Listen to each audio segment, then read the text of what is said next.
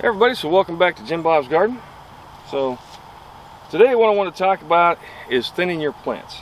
Okay, so if you look down here, there's a couple things I want to tell you about. All right, one, you can see this line right here, and that's obviously something that I have planted. All right, because things don't typically grow in a line just if they're coming up wild.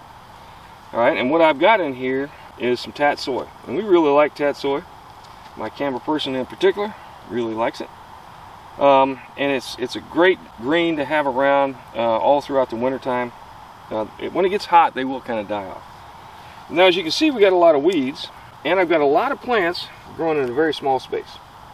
So we're going to change all that. So first, we're going to go ahead and pull all the weeds out.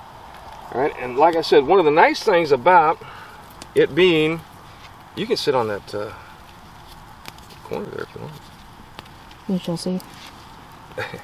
But one of the nice things about planting in a row is I can tell that all this stuff on the side is not what I planted. Now, as you get better at this, you'll be able to tell, like for instance, this plant right here, if you can get in on that close, you can tell the leaves on this look different than the leaves on that. I know that's a weed because I've been out here a lot. And I know that is Tatsoi. So I'm going to keep that one and pull this one. Alright, but that comes with experience. If you're not sure, you can always leave it until it gets bigger. Or you can, pull around it if you're unsure which one is which and thin things out. But you don't want to thin out good plants and and leave your weeds behind. That's usually not a good idea. Not really great for the gardener. Alright. So we want to get most of the weeds out of here. I can always come back through and clear it out a little more later. But when it comes to spacing, that's where knowing your plant is a good thing. Now, on the back of a package of seeds, it will tell you the spacing. But it usually will tell you two different spacings. The first one is going to be how close to plant them, and then the next one is going to be how far to spread them or to thin them out to. All right, so basically you'll have a gap that you need between them so that you don't end up having too many plants in a small space and they're not getting enough water and not getting enough nutrients. See, like this one here, I know that's Tatsoi just because I know the shape of the leaf, and I must have dropped one and it landed over here. But we're going to keep that one anyway because I don't have anything else growing there, so I might just as well keep that. Matter of fact, there's another one right there which is not supposed to be there. That's all right. It'll be all right. Oh, and some more right there and there. Man, I must have been dropping them everywhere. Oh, you know what? I know what happened. So what had happened was so I had grown Tatsoi here last year, and I put it in the spring, but we got a really hot spring, and so everything's seeded out. So that's probably actually volunteers, because I wanted to stop right here so I could step over. All right, but so a Tatsoi plant, if it grows full, will get about this big around. So I'm not going to thin them out quite that much, but I'm going to thin them out to where it's similar to that. Okay, and yes, every time I pull one of these out, that is a plant that could have grown, but now won't be growing because I pulled it out. So that's one of the things about using multiple seeds, is that you are going to waste some seeds. And you can eat these little baby plants too. They're perfectly fine. No, I'm just kidding. So we're going to thin these out to about a fist apart, maybe thereabouts. But see, you got, like, if you can focus in real tight on here, I must have spilled some seeds because I got 1, 2, 3, 4, 5, 6, 7 plants growing all in that one space. We don't want that. So we're going to try and pick the healthiest looking one.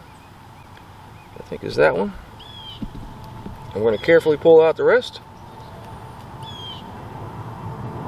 leaving one plant. I decided it was going to be that one.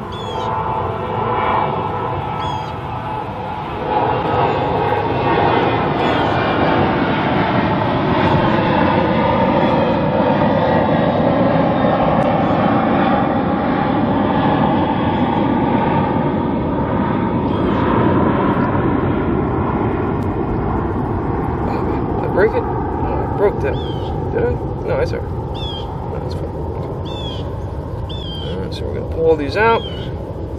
Now these would also constitute microgreens because the whole plant is actually edible. But we have so few of them, I mean, it's gonna be like, what, 1 spoonful? Probably not gonna do me a lot of good. Take those out.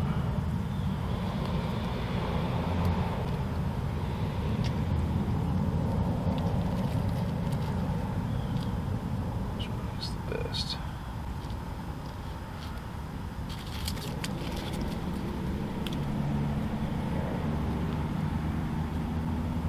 Now you can try and replant them, these little tiny roots, somewhere else, but I found that when they're this small, it usually doesn't work out very well. And then, like I said, you know, I'm wasting some seed here because I planted a bunch of plants and now I'm pulling them out.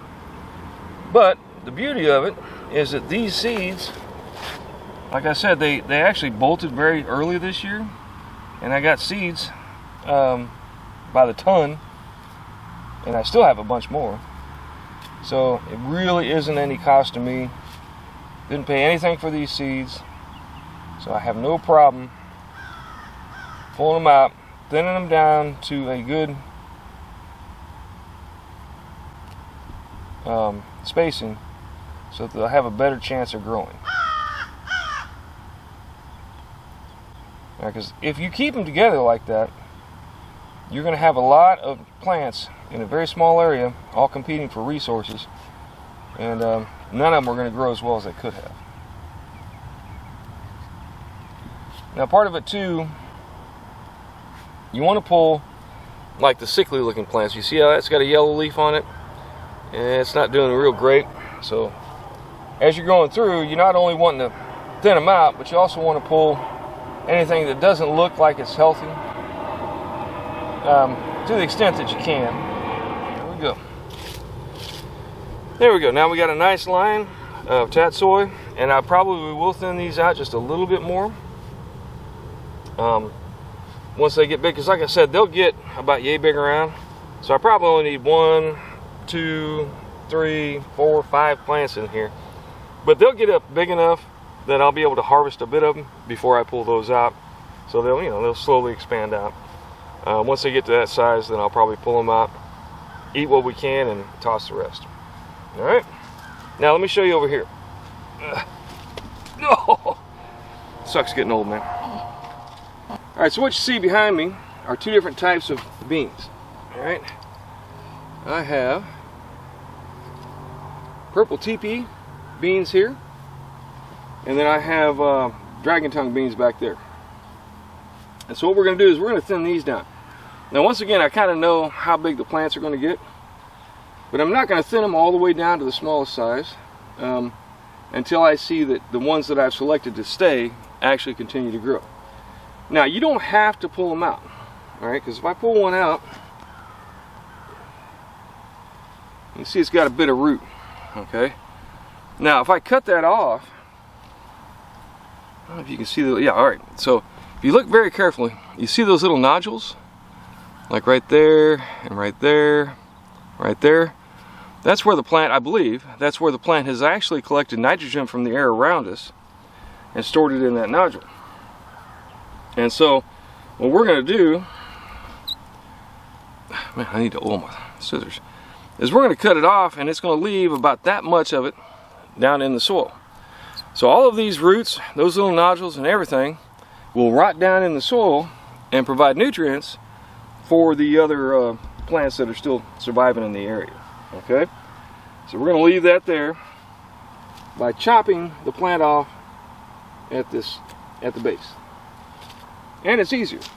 All right, so I'm going to cut about every other one, and then as they get up big and strong, then we will decide if we want to keep those or not, or if we want to go ahead and space them out even further. But I think they should be okay. They're about a foot apart or thereabouts, or they will be by the time I'm done. Alright, so I'll take every other one down. This will make some excellent compost.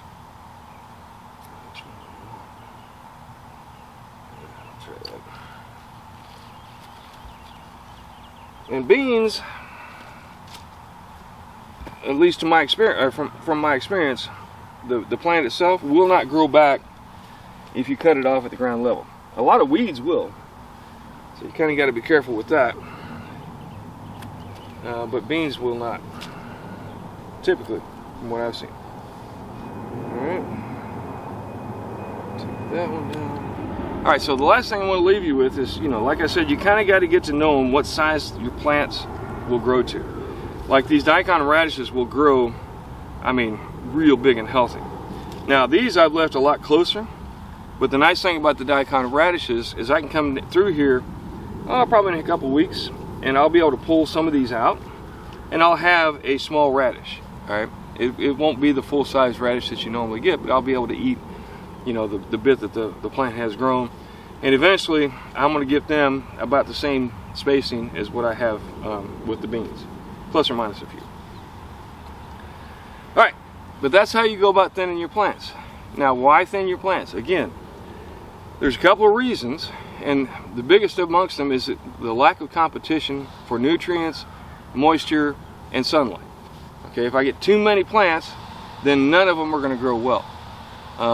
But the flip side of that is the plants also shade the soil, keep it cool and moist, and so I still want enough to where I have a good cover of greenery, but not so many that I basically have none of them grow very well because they don't have enough nutrients and enough moisture and enough sunlight to actually grow. Alright, so that's how you go about thinning your plants. Knowing how big the plant will get helps, but like I said, on the back of the package of most seeds, it will tell you approximately how far apart to put them, but that also is dependent upon the type of soil you have, the amount of sunlight, and so on. Alright, that's what we're doing so far this week.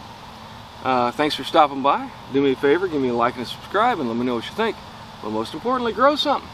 Get something growing in your yard so you can eat out of your yard. It's a wonderful thing. Alright, thanks again. Come back and see me.